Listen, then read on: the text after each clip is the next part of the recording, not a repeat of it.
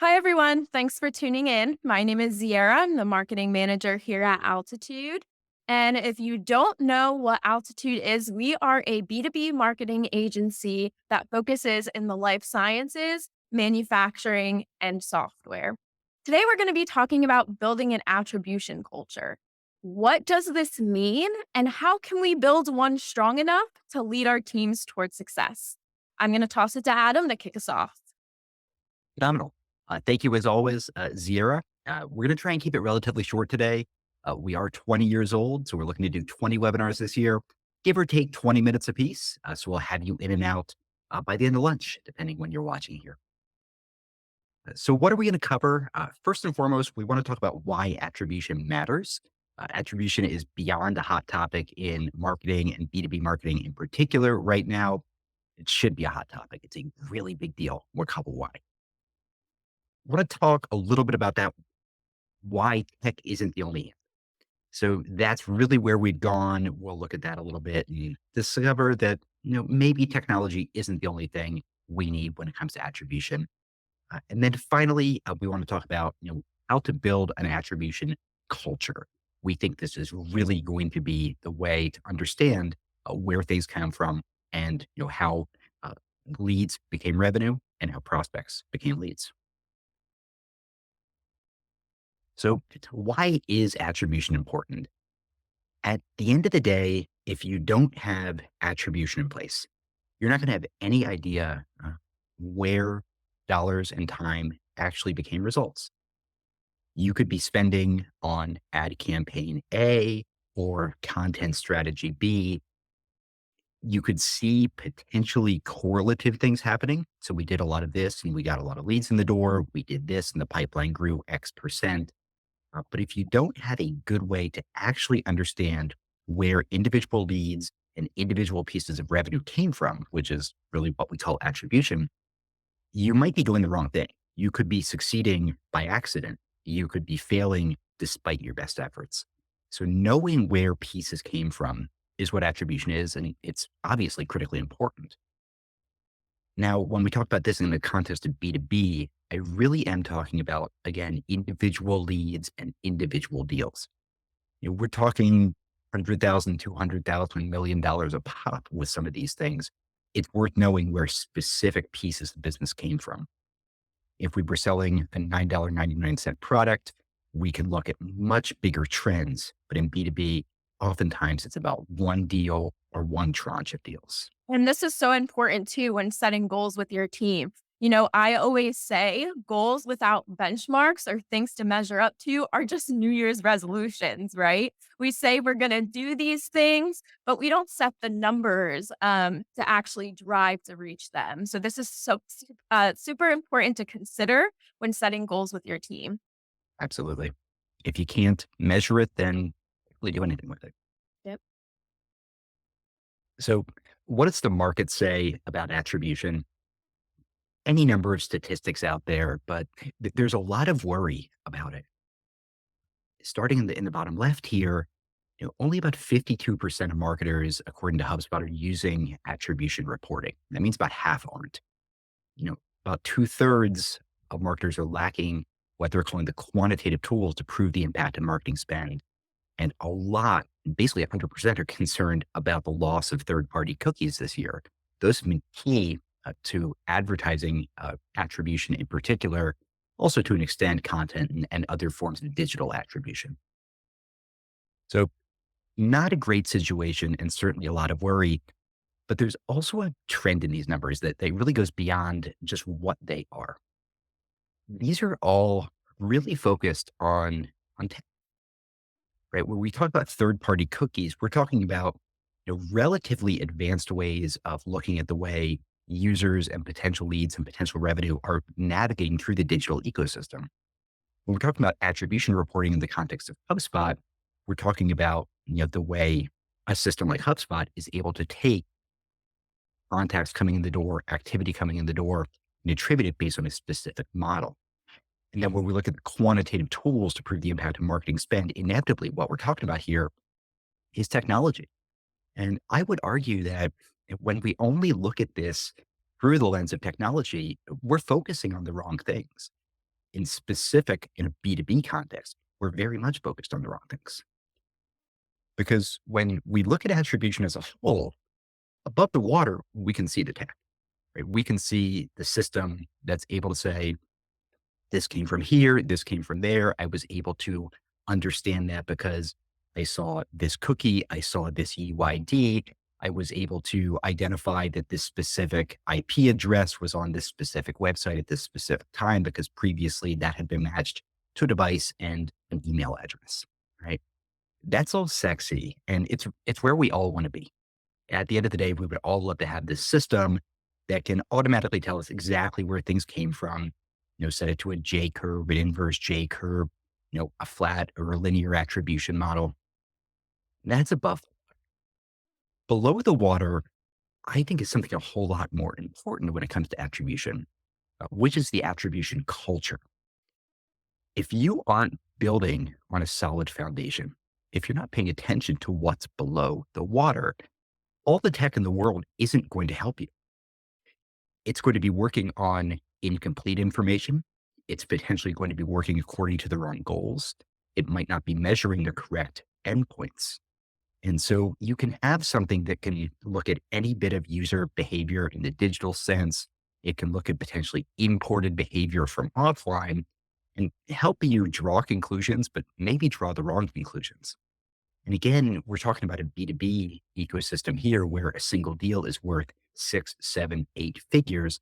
We need to know where specific deal came from because it's not enough to say this person is representative of that million people. It's that this person is representative of those 5 people who make up really a significant percentage of my TAM. So looking below the surface and making sure that we're building according to a culture as opposed to just paying attention to the technology, I would argue is critically important and frankly, the most important thing when it comes to attributing leads and attributing revenue. Such an important reminder that technology is just a tool, right? It really takes us as humans to get in the back end and say, sure, great, I have this conclusion right now. Is it accurate? Or what else more can we look at to draw even the bigger picture? Yeah, exactly. And that can't be one person, right? One person is going to have one idea, one way of doing this. This has to be cultural. This has to be across the organization. At the very least, it has to be across sales, marketing, and the C suite. So how do we get there? How do we build this real attribution culture? Fortunately, it's not really all that crazy. There's about 5 steps, and if you pay attention to these 5 steps, you can get there. And now, if you have an attribution culture in place, are you going to be able, again, to look at the source activity and the pieces along the way that helped a prospect become a lead, become revenue? It's not going to work 100% on its own. What it's going to do, though, is give you the building blocks to get there. You can build tech on this foundation. You can add extra steps after the fact to really dive into specifics. But if you don't have this attribution culture in place, at least at base level, none of that's going to matter. You're going to get a lot of things wrong. So, first and foremost, and Ziera touched on this before, you have to establish common goals and you have to establish what really matters. It's way too often that we're looking at attribution as after the fact. It's kind of inherent in the name, right? We're trying to attribute something that happened to things that previously happened. That usually is going to create a scramble, right? You're going to be building dashboards, you're going to be building reports. It's all imperfect information, it's assumptions, or it's just trying to grab something based on things that you hadn't been measuring before. It turns out what people really cared about was X, and you had assumed Y. All of a sudden, there's this disconnect, and you just can't get there. So now you're sampling data, and things are just kind of a mess. And again, in B2B, when you start making decisions, you're making really expensive decisions. You would need to get this right at a granular molecular level, not just in the big picture, 80% of the time. So you have to start with measurement in mind. What specifically are you looking to get out of this campaign? What is the end goal? This effort is supposed to result in what? Then you can look at the steps that lead to that what. Are there major milestones? Are there big pieces along the way that you can say, yes, this should be happening? We can now set up a measurement gate at that point. And you can also look at realistic starting points for users, right? There's always going to be an oddball here and there who came in through a completely bizarre channel, right? You have some old LinkedIn text campaign that's been running for 5 years and someone happened to find it and they came in through an old landing page and all of a sudden they're revenue. Great. Fantastic. Much more common though that it's going to be the stuff that you're running today, the campaigns that you're actively working on, the content strategies that are front and center in your mind. These realistic, average, typical starting points are where you can work from. And when I say work from, I do mean work. The sexy part of attribution right now is automation, right? We all want the model that's going to take all of your data and tell you again exactly where the leads came from, exactly where the revenue came from, exactly what those paths look like, excuse me, in aggregate, and how you can, replicate that. Where to put your dollars, where not to put your dollars, where to put your time, where not to put your time. That works often. It can be really good, but again, I would argue that in B2B, it's not enough. I think there's very much a place for old school tactics, right? Multiple forms for multiple entry points. UTM coding and coding these links that come into the site. It's not sexy. It's something we've had at our disposal for like decades now, but it works because it's an indelible piece of data that's coming through in the URL. If they came through this UTM, if they came to this specific confirmation page that can only be accessed via that specific form, you have something really strong. Like specifically at the very least at the last click level where that person came from. A model can get you most of the way there and can remove a lot of doubt. It's never going to remove all the doubt. It's always going to be a little bit iffy. I think that the more you bake these indelible pieces of data into the attribution pie, the better you're going to be doing. It takes work. It takes effort. There is certainly some wasted time and, manual processes here. I don't love wasted time. I don't love manual processes. But if the goal is attribution and it's clear from the start what you want to measure, baking these points in that really can't be gamed, that can't be lost, that can't be changed can make the end result, clear attribution of specific leads and specific revenue, that much stronger. So I've mentioned 80% before, and the 80/20 rule is always going to apply in B2B. These big tech systems, these big models are going to get a lot of things right, but that 20% matters so, so much. There's always going to be a little bit of forensics work that has to happen here. Something slipped through the cracks, something came through an unusual channel, or just you need to know specifically where this came from because boy, oh boy, was that right smack dab in the middle of the ICP. That's exactly what we want. Let's go do more. All right. That means keeping the data clean. I can't tell you how many times I've talked to a client, someone in the door who says within their CRM, yeah, I don't know where that field came from. That rule there, and that workflow, they were created by someone who doesn't work here anymore. I've literally never heard of that name who created it. Happens like all the time. It's insane. But what that does is that creates these little points of distraction. It's this area that like maybe it means something, maybe it doesn't.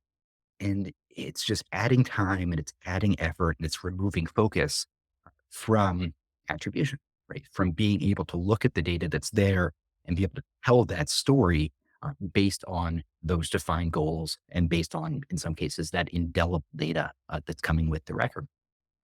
So is this something that needs to happen ahead of time? It really is, right? Deleting old field, archiving old records, the stuff that just doesn't matter if you can get rid of it or at the very least hide it with something like a view.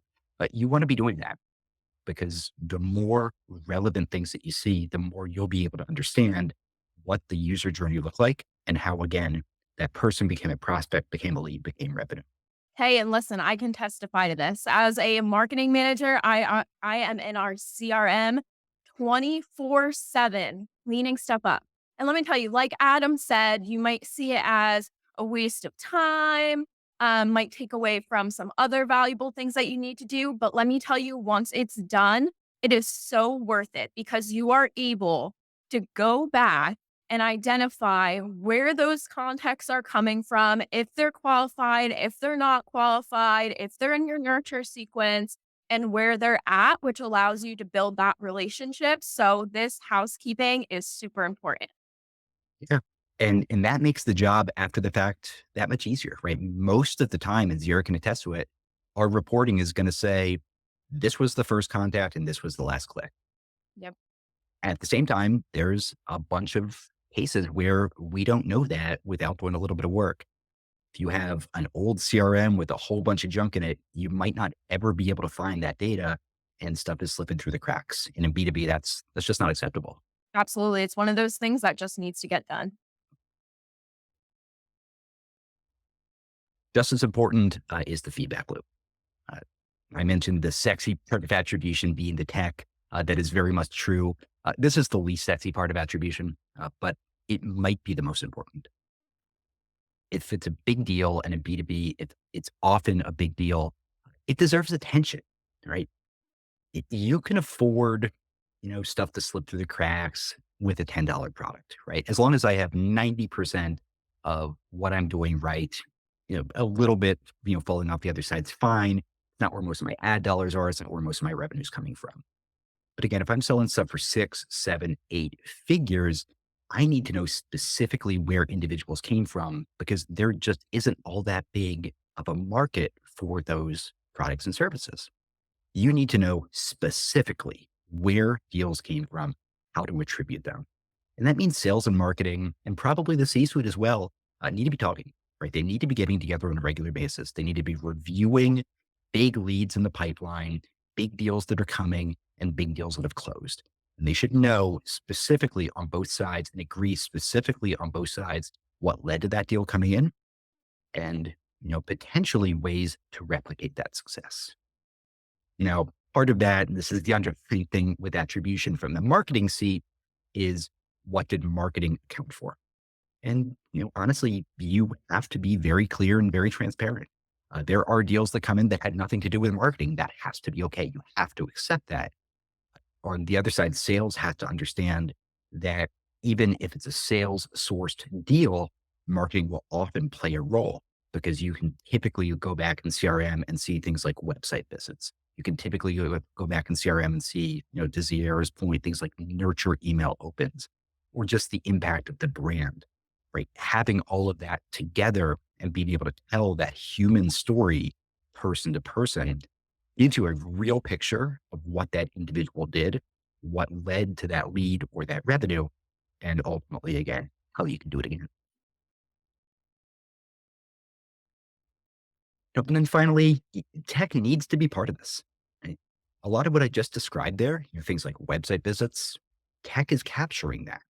You're being able to go back and look at email behavior. Well, tech is capturing that. You're being able to go back and look at, ad impressions. Tech is capturing that, it's bringing that together and it's giving it to you. It can't be the whole story. It's not everything. And never going to be absolutely 100% because at the end of the day, your buyers are humans and they're making human decisions. And I argue that we need a human feedback loop to understand what led to that decision. That said, the tech and the defined endpoints that you came up with at the very beginning of the process are going to help you shape the conversation and understand some of the pieces that led to buying behavior.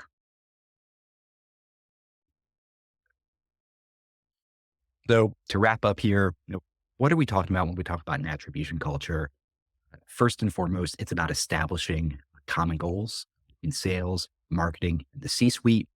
It's not just knowing that you need to measure, it's knowing what you need to measure and sticking to that.